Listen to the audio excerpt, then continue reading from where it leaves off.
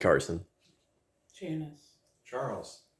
Caitlin. Kaylee. Let's jump into it.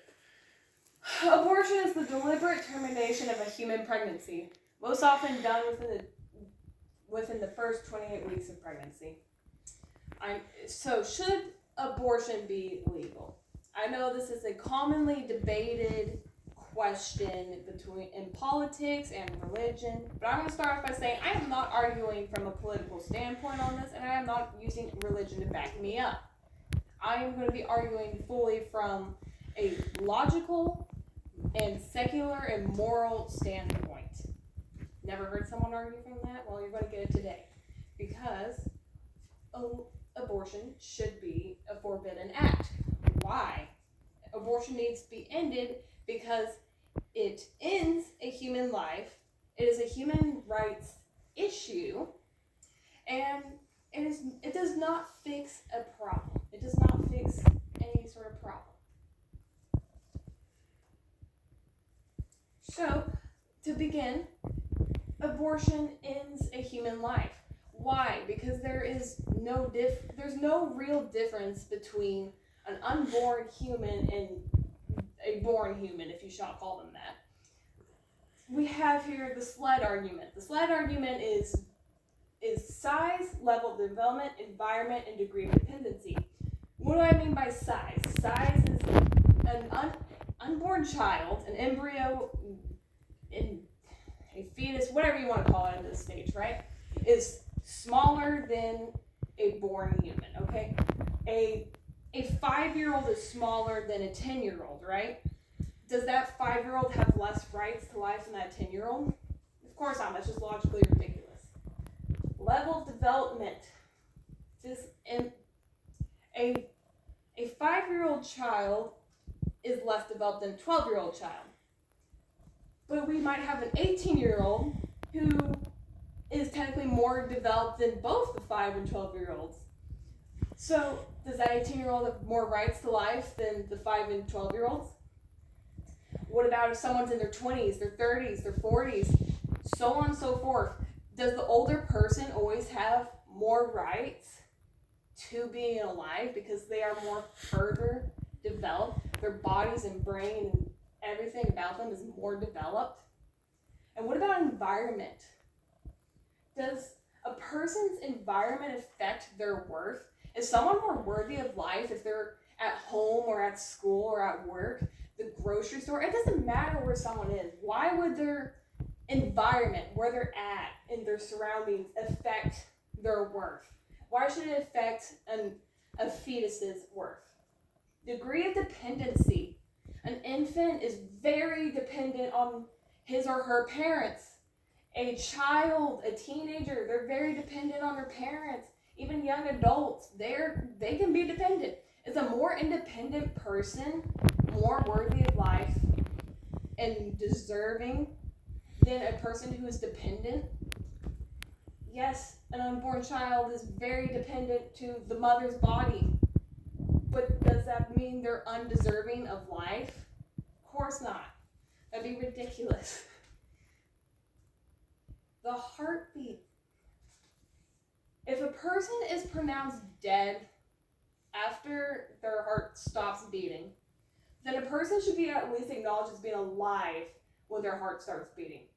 We just have signs of a heartbeat as early as 5 weeks of gestation.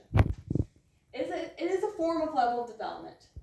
It is a form of level development, and that kind of goes back onto our SLED argument, okay? They are developing still. So even before the heartbeat, that embryo is still deserving of life. Even because they're going to develop a heartbeat. They're going to develop a heartbeat. They are deserving of life. So, yes, we have that this unborn child is human. Our next point being, it is a human rights issue. Abortion is a human rights issue. Women do have a right to medical care and their reproductive health, right? Like, that's reasonable. Everyone deserves a right to their own personal health. Everyone. Everyone deserves that right. Everyone. that means the unborn child has a right too. So if abortion is not about one person, it's about two people. Pregnancy involves two people. It's not just the mother. There is a child in her. There's another human. And that human deserves protection and rights. And then we can go on to people who have advocated, I can't speak sometimes.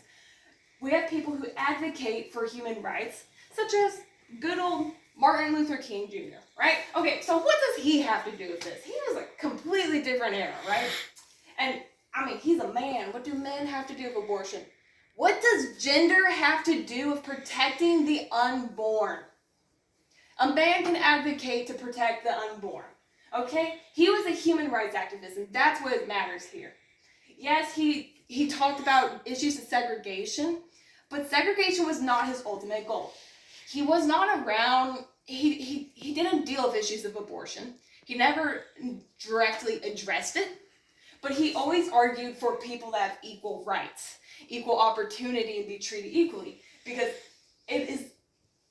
everyone in the United States has a constitutional and God-given right to life, and as he would say.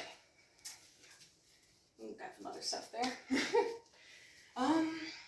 And that there is a need, there's a moral responsibility to disobey unjust laws. It is unjust to kill an innocent child for existing. It is unreasonable. So nextly, we have the problem is not fixed by abortion. Abortion does not fix the problem. I know, everyone argues, if we take away abortion, rape victims have to live with the consequences of rape. Rape victims contribute to less than 0.5% of annual abortions. So the other, at least 99.5% of women who have abortions had a choice to sexually be active. They knew the consequences. They had a right to choose. They chose to be sexually active, and there should be a known inherent risk of pregnancy whenever you get sexually active, right? Okay? Even if you have birth control, there's always a risk, and you need to be aware of that and take responsibility if something happens. It's irresponsible to think an innocent life needs to be trashed because you couldn't take responsibility for it. There are options for women who are not ready to raise children. It is understandable. Not everyone is always ready to raise children. And there are people who want kids but can't have their own. So let's give them that opportunity. Adoption. Adoption. You don't have to kill the innocent life. There is no need.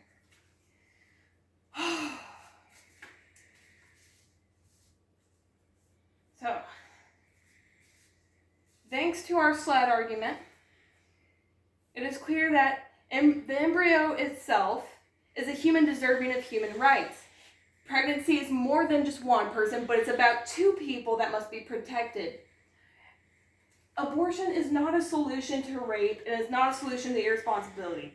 Death of the innocent is never a reasonable answer to anything.